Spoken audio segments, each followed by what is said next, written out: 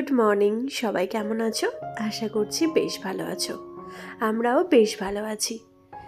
তুলি সংসারে তোমাদের সকলকে জানাই অনেক অনেক ওয়েলকাম। চলে এসেছি আবার একটি নতুন ব্লগ নিয়ে। আজকে ব্লগটা হচ্ছে শুক্রবারের সকাল থেকে। চলো তোমাদের সঙ্গে নিয়ে ব্লগটা শুরু করছি, দেখতে থাকো, আশা করছি বেশ ভালো লাগবে।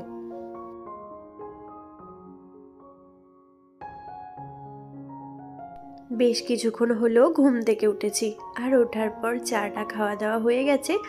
ওদিকে আজকে যেহেতু শুক্রবার, ইন্দুসোনার তো স্কুলও আছে, তো ও স্কুলে চলে গেছে। তারপর চা খাওয়া হয়ে যাওয়ার পর আমি চলে এসেছি এই ঘরের বিছানাটা একটু গুছিয়ে নেওয়ার জন্য। আর জানো তো, ঠান্ডাটা মোটামুটি একটু কমেছে মনে হচ্ছে ওরই মধ্যে। তো সকালবেলা ঘুম থেকে উঠে দেখলাম যে এমনি তো রাত্রেবেলাতে শুতে গেলে তখন তো বেশ ঠান্ডাই লাগে, কিন্তু সকালবেলা আমার মনে হয় ঠান্ডার একটু আমার কমই লাগে। তো যাই হোক, বিছানাটা এই ঘরে তো ভাই ওরা শুয়েছিল, তো ওরা শোয়ার পর মানে ওরা তো বেড়াতে গিয়েছিল, আর ওরা আজকে এসেছে, মানে আজ ভোরে ফিরেছে। আর ফেরার পর ওরা এসে একটুখানি শুয়েছিল, তারপর ওরা নিজেরা নিজেদের কাজের মতো বেরিয়ে গেছে। বেলার দিক হয়ে গেছে, তো তখন আমি বিছানাটা গুছিয়ে নিচ্ছি। আর এখনও আমার অনেক কাজ আছে, সকাল থেকে সমস্ত কাজটাই পড়ে আছে।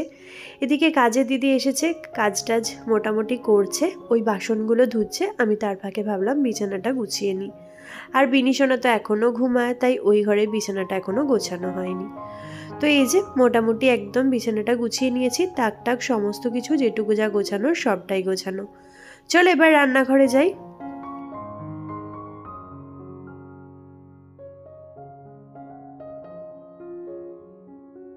আজ ছিল পাউরুটি, তাই ইন্দুসোনাকে টিফিনে পাউরুটিই দিয়ে দিয়েছি।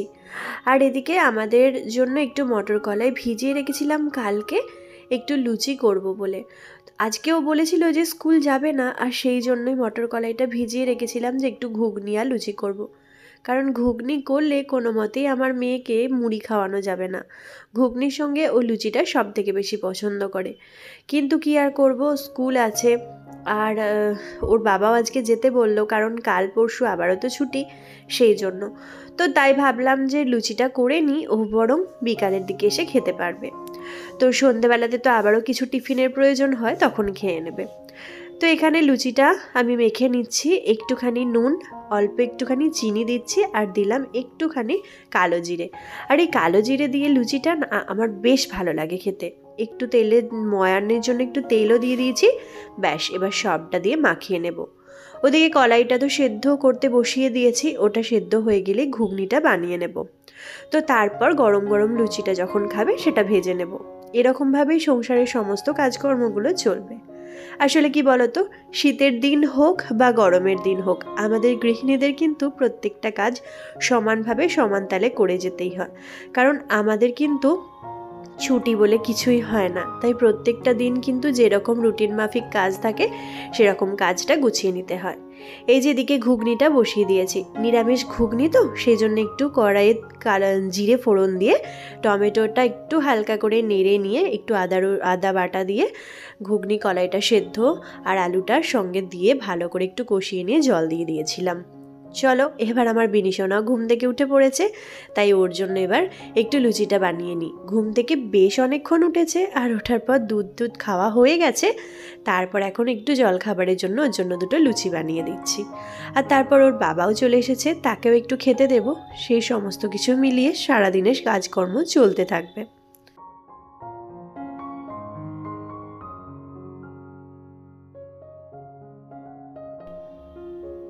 জানো তো, মন আর শরীর হচ্ছে একে অপরের পরিপূরক। দেখবে যেদিন তোমার মন ভালো থাকবে অথচ তোমার শরীর খারাপ, সেদিন তুমি কিছুতেই উঠতে পারবে না। কারণ শরীর যেহেতু খারাপ আছে, সেই জন্য তোমার মনে যতই ইচ্ছা হোক না কেন, আজ এই কাজটা করব বা কাল সেই কাজটা করব, যতই তুমি একটা গুছিয়ে রেডি করে রাখো না কেন, তুমি কিন্তু কিছুতেই করতে পারবে না। আর অপরদিকে যদি শরীর ভালো থাকে, মন ভালো না থাকে, সেক্ষেত্রেও কিন্তু একই অবস্থা হয়। ওই যে মন খারাপ, আর মন খারাপ থাকলে না কোনো কিছু কাজেই যেন মন বসে না। তো এই রকমভাবে কিন্তু একে অপরের দুজন পরিপূরক। আমার অবস্থাটা দুদিন সেরকমই হয়েছিল। শরীরটা মোটামুটি একদিন ভালোই ছিল, কিন্তু মনটা ভালো ছিল না, যেহেতু বাবার বাড়ি থেকে এসেছি সেই জন্য।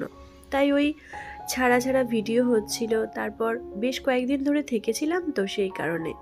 আবার আসার পরেই আমার বিনিশোনারও একটু জ্বর হয়েছিল, তো সেই সমস্ত কিছু মিলিয়েই মনটা একটু খারাপ ছিল।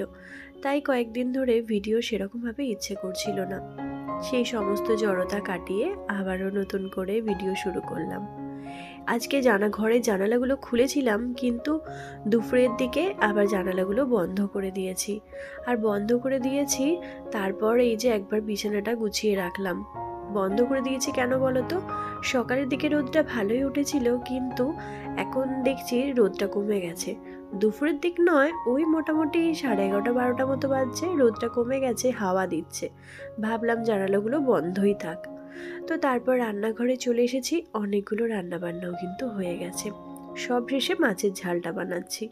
আর এটা ছিল বাটা মাছ, অনেকটা বেলাতে মাছটা নিয়ে এসেছে, তো সেই জন্য মাছটা করতে একটু দেরি হয়ে গেল। মাছ টাছ করে নেওয়ার পর এখন হচ্ছে গ্যাস পরিষ্কার করার পালা। এবার হচ্ছে গ্যাসটা পরিষ্কার করে নেব, আর নেওয়ার পর আরও কিছু কাজ আছে সেগুলোও সেরে নেব।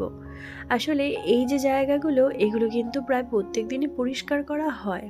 তবে তারই মধ্যে ওই মাছ টাছ ভাজলে বা সবজি কিছু ভাজলে না একটু তেলগুলো ছিটে লাগে। সবজি ভাজার মধ্যেও সব থেকে বড় কথা হচ্ছে মাছ ভাজলে সেটা এমন ছিটে ছিটে লাগে, সেই জন্য মনে হয় যে এই সাইডগুলো সব প্রত্যেক দিনে একটুখানি সরিয়ে সরিয়ে পরিষ্কার করে নিই। তবে একদিন রান্নাঘরটা মনে হচ্ছে ডিপ ক্লিন করতে হবে, কারণ ডিপ ক্লিন করতে হবে। এমনিতে সেরকম যে ভীষণ ময়লা হয়েছে বা নোংরা হয়েছে সেটা না। আসলে কি, কয়েকটা জিনিস অর্ডার দিয়েছি, সেগুলো আসলে আমি ভাবছি একদম ডিপ ক্লিন করে নিয়ে তারপর রান্নাঘরটা আবার নতুন করে অর্গানাইজ করব, যাতে ভালো লাগে। আসলে কি বলো তো, ওই একঘেয়েমি থাকতে থাকতে না মনে হয় প্রত্যেক কিছুদিন পর পর জিনিসপত্র নিয়ে রান্নাঘরটা নতুনভাবে অর্গানাইজ করি, বা বেডরুম বলো, সব ঘরেই বলো না কেন, তো সেটা কিন্তু দেখতে বেশ ভালো লাগে। আমাদের এটা ভাড়া বাড়ি নয়, এটা আমার হচ্ছে কাকা শ্বশুরের বাড়ি। তো ভাড়া বাড়ির মতনই আমরা সেরকমভাবেই থাকি, কারণ নিজেদের বাড়ি তো নয়, সেই জন্যে যে খুব নোংরা করে থাকবো সেরকম কিছুটা নয়। নিজেদের বাড়ি হলেও সেটা নোংরা করে রাখার তো কোনো প্রশ্নই ওঠে না। তবে ভাড়া বাড়ি বলে যে সেই জায়গাটা নোংরা করে রাখবো, এই জিনিসটা কিন্তু কোনো মতেই হয় না। আর সমস্ত জায়গাটা মনে হয় সুন্দরভাবে পরিষ্কার রাখি, যাতে নিজেদের তো ভালো লাগবেই, একটা পজিটিভিটি কাজ করবে, সঙ্গে যার বাড়িতে থাকবো তারও যেন দেখে ভালো লাগে যে হ্যাঁ, ঘরটা পরিষ্কার পরিচ্ছন্ন আছে। সেই জন্যেই সবসময় চেষ্টা করি যে ঘরগুলো পরিষ্কার পরিচ্ছন্ন গুছিয়ে রাখতে। আর তার ফলে কিন্তু সব থেকে নিজেদের মনটা তো ভালো লাগেই, আর অপরজনের মনটাও ভালো লাগে, সংসারে পজিটিভিটি কাজ করে, সব কিছু মিলিয়ে বেশ ভালোই একটা কাজ কাটে। তো যাই হোক, অনেক কথা বলে ফেললাম, আর বলতে বলতে দিকে গ্যাসটাও পরিষ্কার করে নিয়েছি। একটু সাবান দিয়ে পরিষ্কার করলাম। আসলে ওই যে মাছ ভেজেছিলাম, মাছ ভাজলে তো তেল টেল ছড়ায়, সেই জন্য একটু সাবান দিয়ে ভালো করে মুছে নিলাম। তারপর একটা ভিজে কাপড় দিয়ে মুছে নিয়ে তারপর শেষে একটা শুকনো কাপড় দিয়ে পুরো জায়গাটা পরিষ্কার করে নিলাম। এরপর হচ্ছে গ্যাসের যে সমস্ত জিনিসগুলো আছে ওগুলো ধুয়ে নেব। এই যে দেখো, সুন্দরভাবে পরিষ্কার হয়ে গেছে। তো চলো কি কি রান্না করেছি সেটা দেখিয়ে দিই। তো এখানে প্রথমেই তো দেখালাম যে বাটা মাছটা রান্না করেছি। তো ওটাই বাটা মাছটার ঝাল যেটুকু এনেছিল পুরোটাই রান্না করে নিয়েছি। ইন্দু যদিও একটুখানি খায়, বিনিশোনা খাবে না, ওর জন্য ডিম করে দেব। আর এখানে হচ্ছে লাউ শাকের চচ্চড়ি। এই লাউ শাকটা হচ্ছে আমাদের বাড়ির গাছের, আমাদের বাড়িতে হয়েছে এখানেতেই। তো দেখাবো তোমাদেরকে একদিন কি সুন্দর হয়েছে। সঙ্গে করেছিলাম একটু টমেটো দিয়ে মুসুর ডাল। তো এই হয়েছিল। আর হয়েছিল ভাত, একটুখানি আলু ভাতে দিয়েছিলাম আলু সিদ্ধ, তো সেটা দিয়ে আর একটু ডিমের অমলেট করে দিয়ে আমার বিনিশোনাকে খাইয়ে দেব, কারণ ও তো এই মাছ খেতে পারবে না, ভীষণ কাটা, সেই জন্য ওকে এই মাছটা খাওয়াই না। আর এখানে ওই যে তেলের প্যাকেটগুলো আনা হয়েছিল, সেইগুলো ভাবলাম শেয়ার করি তোমাদের সঙ্গে। 3টে সাদা তেলের প্যাকেট আনা হয়েছে এবারে। আসলে কি বলতো, শীতকাল তো লুচি কচুরি এই সমস্তগুলোতে একটু বেশি খাওয়া হবে, সেই জন্য। আর সঙ্গে হচ্ছে এখানে 8 প্যাকেট আছে সর্ষের তেল। তো এই তেলের প্যাকেটটা বা এই তেলের যে প্যাকেটটা এটা কিন্তু বেশ কয়েকদিন হলো আনা হয়েছে, কিন্তু আমার আর শেয়ার করা হচ্ছিলই না একদম। আর যেহেতু তেলটার এখনও প্রয়োজন পড়েনি, তাই আমি তেলটা খুলিও নি, সেই জন্য তোমাদেরকে দেখাতেও পারিনি। তো আজকে একটা তেলের প্যাকেট কেটে রাখতে হবে, কারণ আমার যে তেলটা ছিল সবটাই শেষ হয়ে গেছে। আগের মাসের বেশ কয়েকটা তেল জমেছিল, সেগুলো দিয়ে এই মাসটা বেশ কয়েকদিন চলে গেছে। আসলে কি বলতো, তেলটা যখন আমাদের নিয়ে আসা হয় বেশ অনেকগুলো প্যাকেট করে নিয়ে আসা হয়। মানে আগের মাস কেন বলবো, আমাদের 2-3 মাস আগে তেল কেনা হয়েছিল প্রায় 15 কেজি মতো। তো দুর্গা পুজোরও আগে, তো সেই জন্য ওই তেলটা বেশ অনেক দিন ধরে চলে গেল। আর এবারে তেলটা 8 প্যাকেট কেনা হয়েছে, তো এই তেলটাও মোটামুটি বেশ অনেক দিনই চলে যাবে। তো ভাবলাম এর কাছ থেকে একটা তেল আমি ঢেলে রাখি, আর বাদ বাকিগুলো একটা জারের মধ্যে ঢেলে নেব, সেটা অন্য সময় ঢেলে নেব, এখন আর হবে না। তো এই ছিল আমাদের সর্ষের তেলের মানে সর্ষের তেল আর সাদা তেল, মানে এইভাবেই আগের দিনে তো তোমাদের দেখিয়েছি যে গ্রসারি জিনিস কিভাবে অর্গানাইজ করে রাখি। আর তেলের জিনিসটাও আমি এভাবেই করে রাখি, যাতে আমাকে না ওই তেল করে মাসের শেষের দিকে যদি তেল শেষ হয়ে যায়, তো আগে থেকে সেটা রেডি রাখলে আমাকে সেটা নিয়ে না বেশি চিন্তা করতে হয় না। তো সেই জন্য না বেশ কিছু কিছু জিনিস একটু একটু করে বাড়িয়ে রাখলে এই জিনিসটাই হয় যে মানে শেষ হয়ে গেলেও মনে হয় একটা জিনিস আমার কাছে আছে, এটা দিয়ে আমার চলে যাবে। তো চলো তেলটা ঢেলে নিই, আর এই সাদা তেলের প্যাকেটও একটা ঢেলে নেব। আর আজকের মতো ব্লগটা তাহলে এখানেই শেষ করছি। আজকের ভিডিওটা কেমন লাগলো অবশ্যই জানিও, আর ভালো লাগলে কমেন্ট করো। আজকের মতো টাটা, সবাই ভালো।